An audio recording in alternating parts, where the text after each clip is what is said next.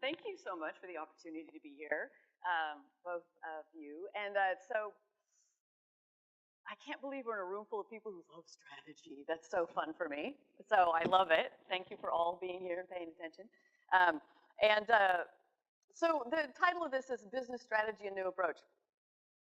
It's kind of a rebellious approach. It's kind of a twist, a new twist on an old way of doing it. So that's what I'm going to talk about today. And I want to just jump right in and get to a statistic, which you already used. But the idea is, if you look at the last 20 years of the aggregated, sort of studies that have been done, about 50% of the time, I rounded up, you had 44. Yeah, it's good enough. They'll actually self-report that their strategic initiatives have failed on some level. We all know this is the case. There's multiple reasons why this happens. The other thing we also know is that we've talked about this numerous times today, but your strategic vision answers your why, strategic objectives answer your what, and then it's that execution that answers your how, right? That's how this process is supposed to go. We're supposed to answer the why. And what happens so often is that the why is skipped. It's either done poorly or not at all, and then we jump in the middle. We jump into the strategic objective side, because it's what we're comfortable with, right? We know how to break big problems down into smaller ones, hand it out to the rest of the organization, and then know we have a plan. And there's all kinds of ways that you guys help people get their plans in place at Cascade, and all kinds of theories about how that goes well. I'm just going to talk about the beginning, the why part, and getting that right specifically today. So if we have our fabulous plan, what happens often, as we know, about 50% of the time, it doesn't go quite as planned. We've all talked about how it might go off the rails. And if there is no why, if there's no reason for making the decisions that you're making about your strategic objectives, we're kind of left with two choices, right? Chicken or fish. What was that, chicken or beef? Remember that one from earlier? Yeah. So you have two choices. You can either just not do anything because you have no criteria. You stall out. The other option is that you make your best guess and you hope it doesn't fail, but it's going to fail maybe about 50% of the time, right? So let's look at a specific strategic objective really quickly, just so we get our heads wrapped around what we're missing in this process. So often we know that if you grow, you're going to often grow through innovation, and we talked about that today. And often if you're not growing, you're going to die. So a common strategic initiative is growing through innovation. So think about that. You probably have an idea in your mind now, what you want to do next. How do you want to evolve your company? What's the next piece of technology you want to use, or the next offering, the next new thing that you want to do? Is it the right thing? Is it the right thing that you should do for your company? You're going to start having to ask yourself some questions. Does it fit with the category of business for your company? Does it fit with the overall theme of what you're trying to do? Does it fit with your specific position in the market? Let's see, there's lots of words for this. Position in the market, your unique differentiator, people call it a value proposition. All that needs to be all clear, right, and lined up. You're also going to wonder if it's aligned with your big goals. And what are your big goals? And does everything you do have to be aligned? Like, really? So that's what happens often in this process. But if we do enter the why, then, we've talked about this a couple times today, you're going to actually get your strategic objectives right. You're going to know what your tactics are, and it's going to go fairly smoothly. So what are we typically using? Mission statements, they kind of look like this. They're a little generic. They kind of go blah, blah, blah. Sometimes they end up being a clear vision and mission for the future, but it often is just not the kind of thing you can use as a criteria for making a decision about what that strategic objective should or shouldn't be. So I want to challenge us today to push beyond this. Because what happens is it's completely legitimate that we walk away from figuring out the why and using the why. And the reason it is because often in traditional methods, you've got disagreement in the leadership team. So if the leadership team doesn't agree, you know what happens with the rest of the organization? They go do whatever they want, right? You're off running, herding cats again. The other thing that often happens with traditional methods is that you might put your why in place, but there's an uncertainty about it because there may not have been a rigor about the process. So the leadership might not trust it. In fact, the leadership might have gotten it done, but they really couldn't wait to just get out of the meeting and go get something done. So they don't actually get to the root of the issues. and solve them. So that is our challenge to get past that. The other thing is that they're often outdated. How often does a brilliant vision come together, and in a few months, your skill sets have changed, right? Something within your organization has changed. The competitor set has changed. Your customers want something completely different.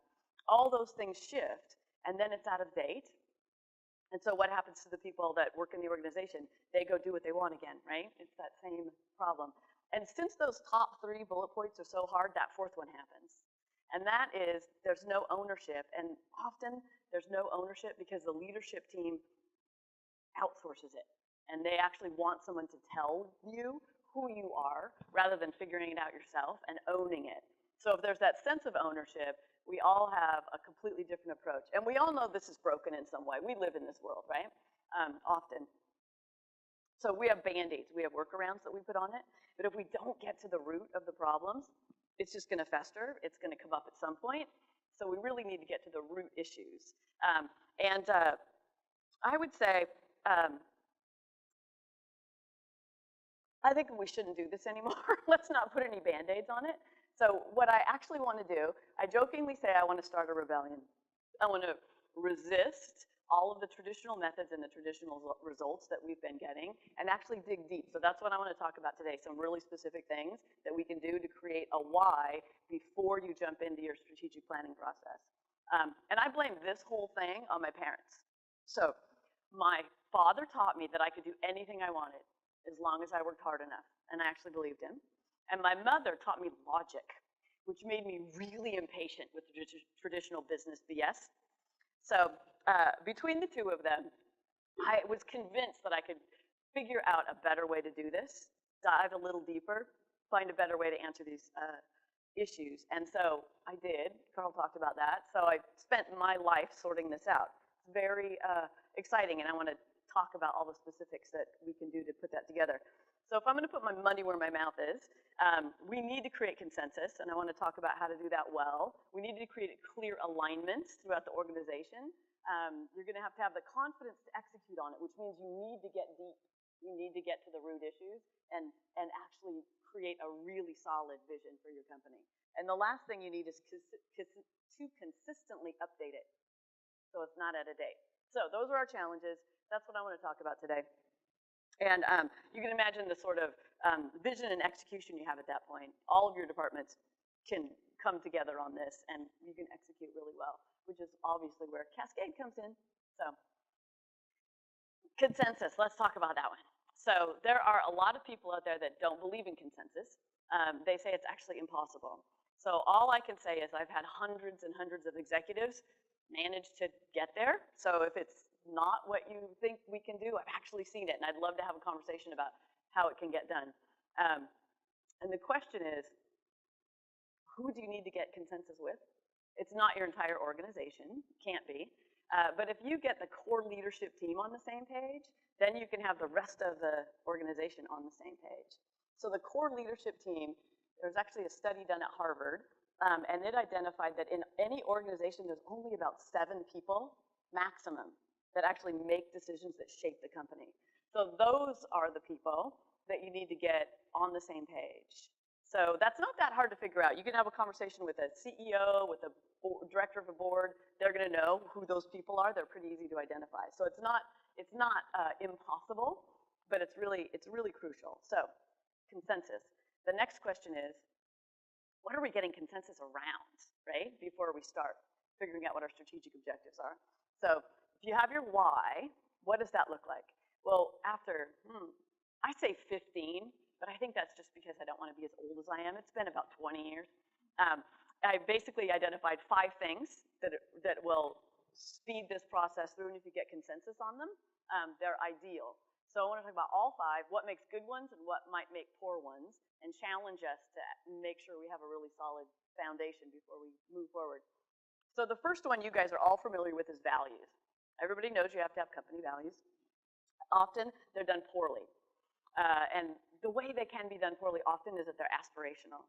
So if they're aspirational, that means you are setting a value that you don't actually act on at the moment, and you're creating a gap between what you actually behave like right now and what you hope to behave like in the future, that gap is filled with disappointment.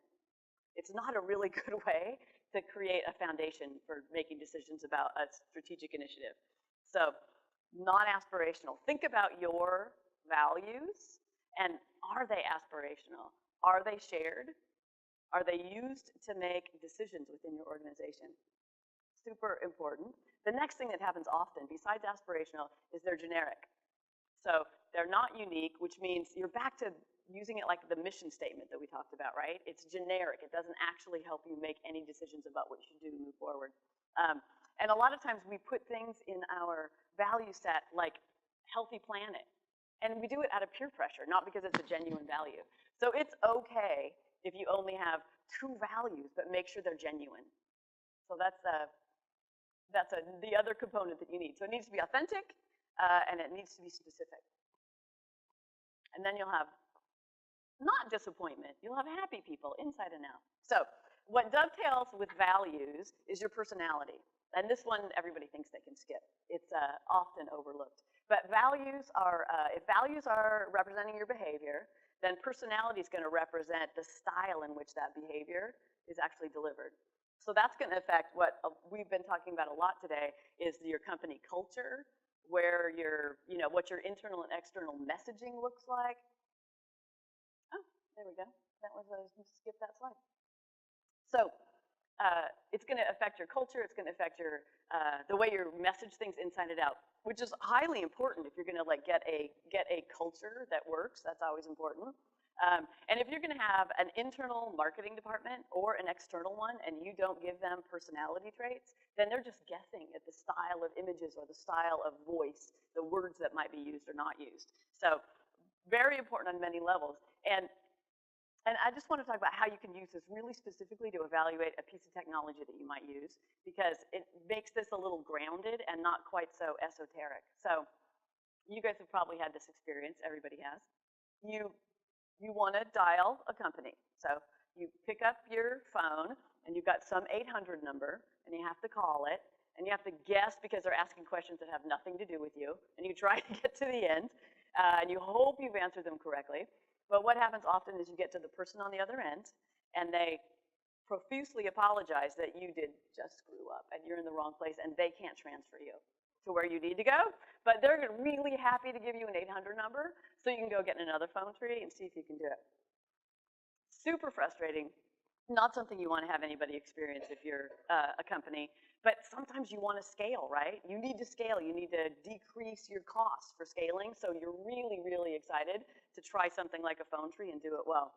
However, if your personality has anything to do with just basic kindness or compassion or being friendly in any way, the conversation is very short. Because your technology people might think it's a great idea, but the conversation is over very rapidly when you compare it to something like, what is your personality?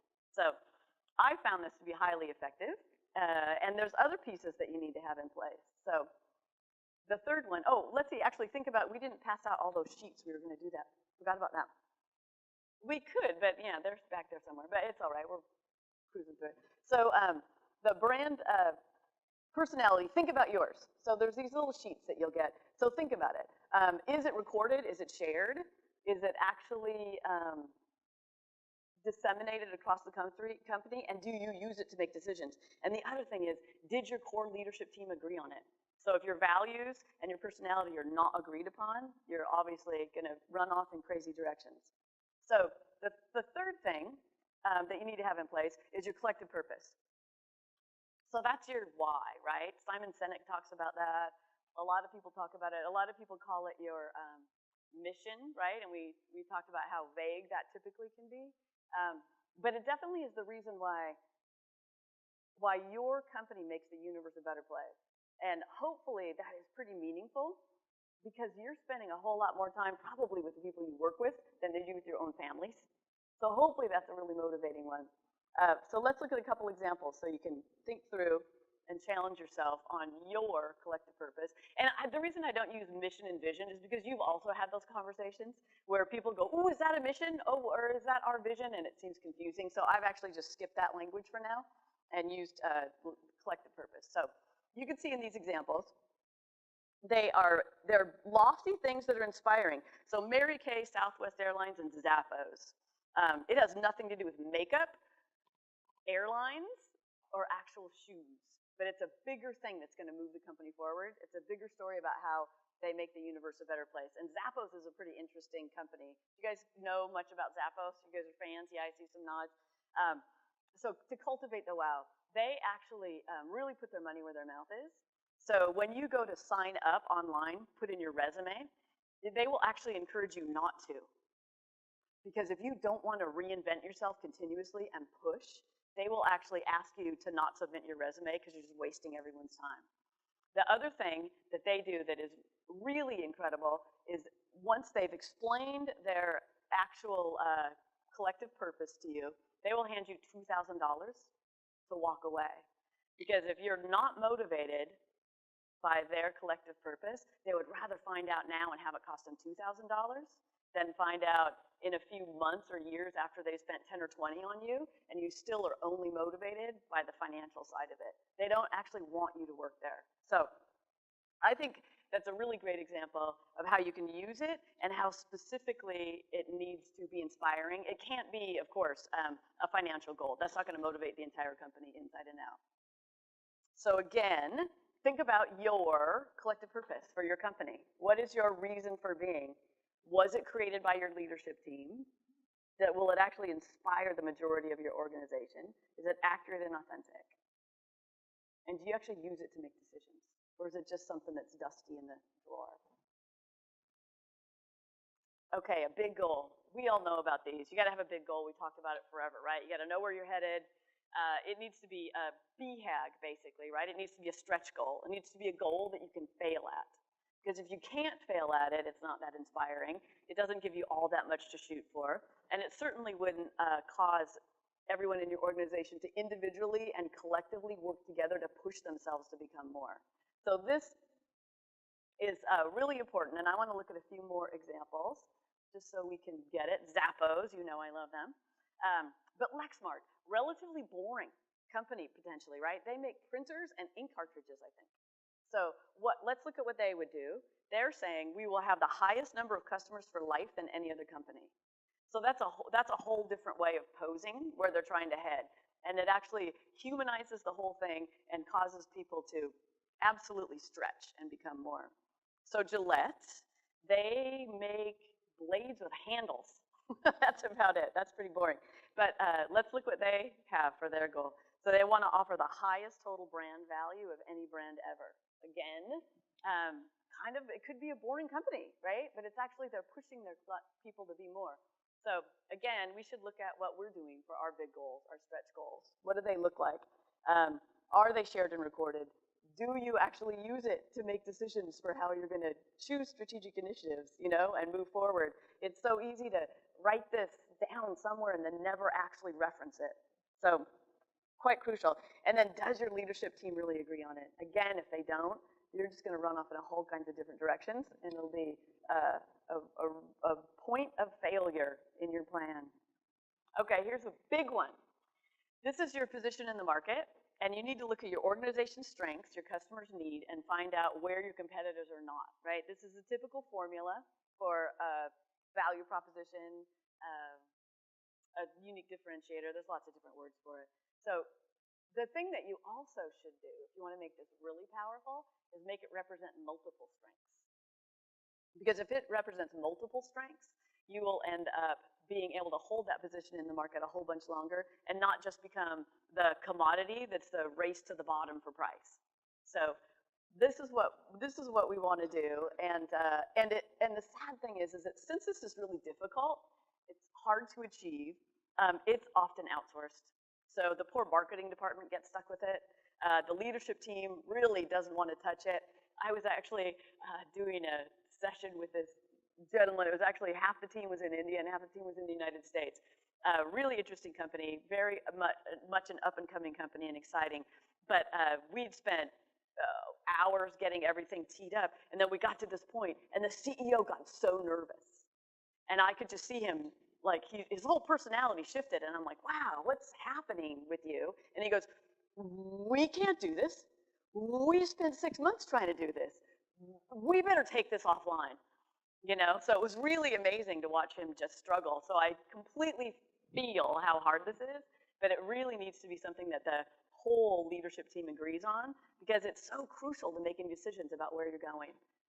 And it needs to be part of those 5 pieces that you consistently use to make decisions, to make sure that they're viable and useful and will work long term. So I'm going to look at a specific example of it makes me excited, but it's kind of a brutal model to make sure that your value proposition is right. So think about yours for your company. What is your value prop, your position in the market? I'm using ours because it would be not nice if I use somebody else's. It's their secret sauce, right? So I'm just using mine as an example, but it's mostly to take every single line. I want to just go through it quickly and give you a criteria for making sure this works. So it reads top to bottom in one single statement. You need to take out as many redundancies as you possibly can. And you can only change the lines that are underlined. The rest is part that gives you structure, so you actually won't cheat. You won't actually kid yourself. So the plan is you start with in a world where, and then that first line is the problem that you're solving in the world. What is that big problem that needs to be solved? So think about yours. What is that big problem you're solving in the world? What is your company doing? And then the next line is this one down here that's got an underline, the second line. So in a world where this problem exists, your company is the only, and then that's your category of business. That's a unique area that you work within. And what's interesting is that that line needs to be really, really clear, and it often is not.